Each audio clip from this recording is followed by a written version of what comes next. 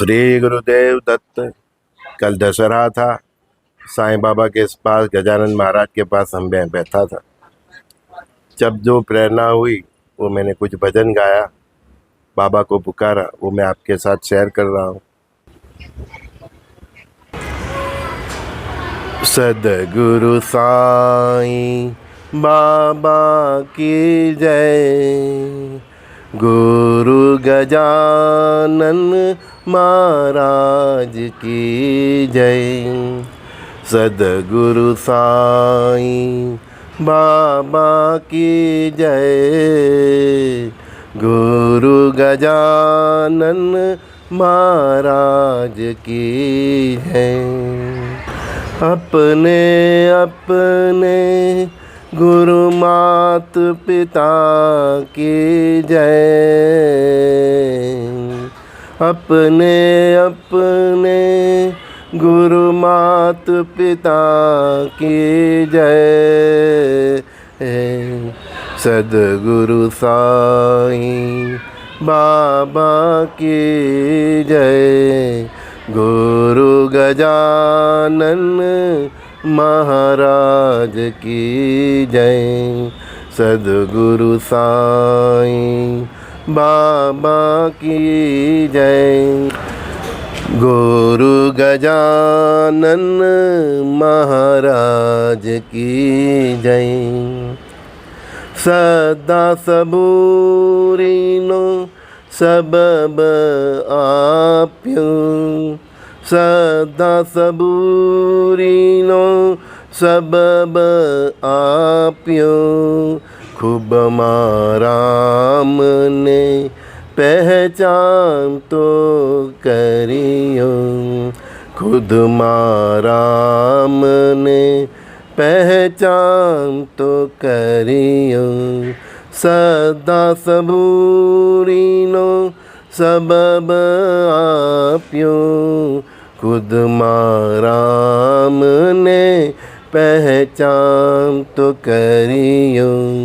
ए सद्गुरु साईं बाबा की जय, गुरु गजानन महाराज की जय। ए सद्गुरु साईं बाबा की जय, गुरु गजानन महाराज की जय। तुझ माँ मुझ माँ रहेल राम निजय, तुझ माँ मुझ माँ रहेल राम निजय। सद्गुरु साईं राम की जय, गुरुदेव गजानन महादेव की जय। सद्गुरु साईं राम की जय, गुरुदेव गजानन महादेव की जय। सद्गुरु साईं बाबा की जय, गुरु गजानन महाराज की जय। गुरु ब्रह्मा गुरु विष्णु गुरुदेवो महेश्वर, गुरु साक्षात् परब्रह्म तस्मै श्री गुरुवे नमः। श्री गजानन महाराज की जय। गजानन महाराज का बहुत बड़ी संस्था सेगांव में है महाराज, और शिरडी में साईं बाबा ने लीला के लिए। जिस दिन गजानन महाराज ने देह छोड़ा था, उसी दिन शिरडी में साईं बाबा ने उस दिन पूरा दिन उदास रहे थे, और अपने सब इर्द गिर्द जो भी भक्त बैठे थे तो उनको बोल रहे थे कि महान आत्मा चला गया, महान आत्मा चला गया, महान आत्मा चला गया, वो चला गया, वो चला गया। ऐसे वो चिल्लाते रहे पूरा दिन, कुछ खाना पीना कुछ नहीं खाया, उदास रहे। तो गजानन महाराज की जो फिल्म है उसमें आप देखोगे तो ये मतलब ये सीन भी उसमें है। सब संतों अवधूतों की लीला अनेरी होती है।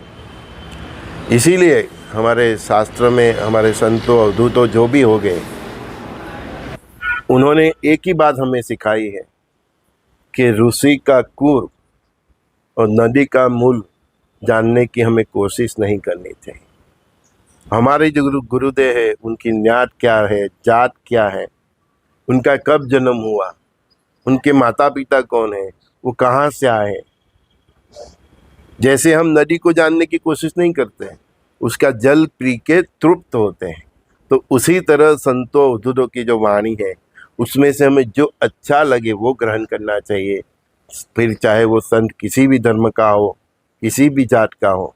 इसीलिए परमात्मा ने जो जात हमारे संस्कृति में जो मतलब वो एक दुर्गुण आ गए हैं, तो ऐसे ऐसी जात में भी बड़े बड़े संत हुए हैं, ठीक है ना।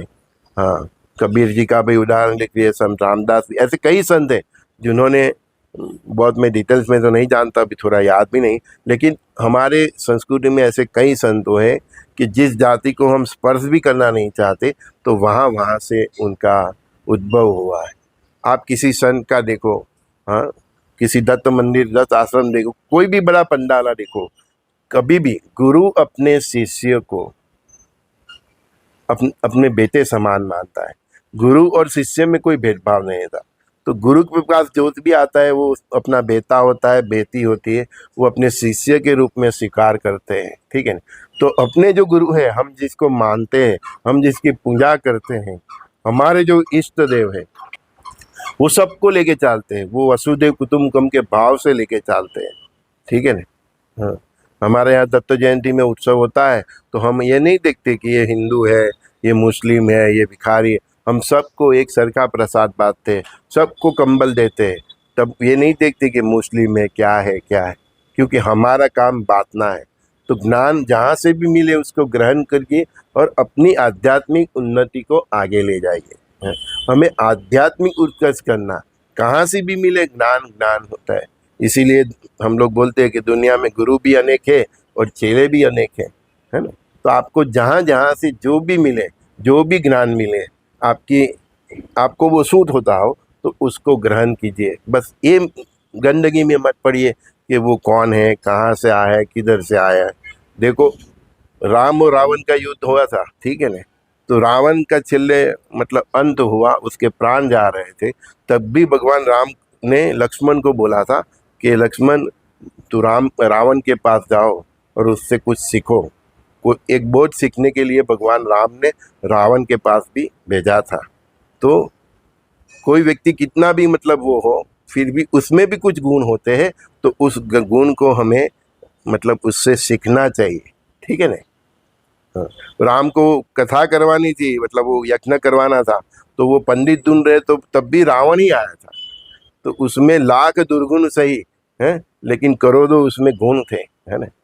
तो व्यक्ति के दुर्गुण नहीं, उसको गुण से हमको उसको पहचानना चाहिए। आपके पास जो भी व्यक्ति आए, आप उसके गुण देखिए, और आपने उसके गुण को मतलब प्रज्वलित कर दिया, हाँ, तो फिर वो व्यक्ति की क्या है, बुराई छुप जाती है। देख लीजिए, एक खेदूत होता है, एक मतलब माली होता है, वो क्या करता है, वो गार्डन में जो खुशबूदार फूल होते हैं उसको ही खाद ज़्यादा देता है, तो उसकी खुशबू में उसका ज़रा ज़्यादा विकास होता है, गुलाब के और सब फूलों का ज़्यादा विकास होता है। तो बावड़े होते हैं जो कांटे वाले छोरे, उसको वो खातर नहीं डालता, तो वो धीरे धीरे मुरझा जाते हैं। तो हम भी अपने जीवन के माली है ना। हमारे अंदर भीतर जो सद्गुण है उसको खातर डालिए, उसको बढ़ाते रहेंगे, तो हमारे अंदर जो बुराई है वो सुसुप्त अवस्था में चली जाएगी, वो मुरझा जाएगी। इसी तरह आपके सामने कोई भी व्यक्ति हो, कोई भी गुरु हो, कोई भी चाहे किसी भी धर्म का हो, उसमें जो सद्गुण है उसको आप स्वीकारिए, उसमें से सीखने की कोशिश करिए।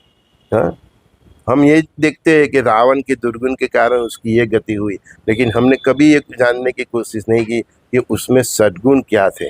रावण का वध करने के बाद भी लक्ष्मण को बोलते हैं कि इसमें ये सद्गुण है, तुम जरा जाके उनसे सीख लो, ठीक है। तो इसी तरह हमारे संत अवधूत क्या है, कौन सी जात के, ये कहाँ से आए, ये सब स्वामी नारायण हो, चाहे कोई भी पंथ के हो, कोई भी धर्म, आसाराम बाप, कोई भी संत हो, कोई भी पंथ हो, कोई भी शिक्षक हो, कोई भी सज्जन हो, अपने सामने कोई भी धर्म हो, कोई मौलवी आ जाए कि कोई भी धर्म का कोई पादरी आ जाए, उसमें से क्या ग्रहण करना वो आपका मतलब है। उसमें जो अच्छाई है उसमें से आप ग्रहण कीजिए, चाहे वो व्यक्ति किसी भी धर्म का हो, है ना। क्योंकि हम यहाँ इंसान बनने आए हैं, हमारे भीतर जो इंसानियत है वो जागृत करने आए हैं। हम जो सत्संग, यही तो सत्संग है कि हम दुनिया में से क्या सीखते हैं, हमारे भीतर क्या है, क्या दुर्गुण है। तो खुद के अंदर सत्य को ढूंढना वही तो सत्संग है। तो खुद के अंदर जो गुण है उसको ढूंढिए, खुद के अंदर जो बुराई है उसको समझिए, और फिर अपने अंदर जो गुण है उसको डेवलप कीजिए। ठीक है, इसी तरह जो भी इंसान आता है, आपको पसंद हो ना पसंद हो, उसके अंदर कोई भी जो बेस्ट क्वालिटी हो उसको आप मतलब एक्सेप्ट कीजिए, उसको स्वीकारिए, वो सीखिए। तो प्रातःकाल के सत्संग में संजय दस्ती का सभी दोस्तों को प्रणाम। हम हमारा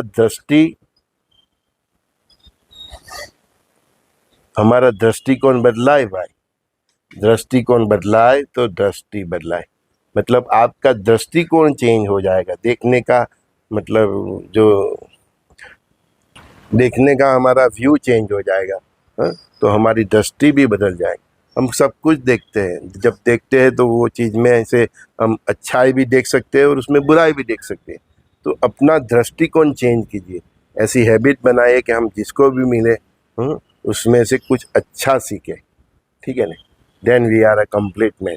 तभी आप इंसान बनोगे, आपके इंसानियत जागरूक होगी, और उसके साथ शुद्ध सात्विक जीवन चरित्र बनाइए। बस यही तो ये युग निर्माण की रेमेडी है। ठीक है, श्री गुरुदेव दत्त।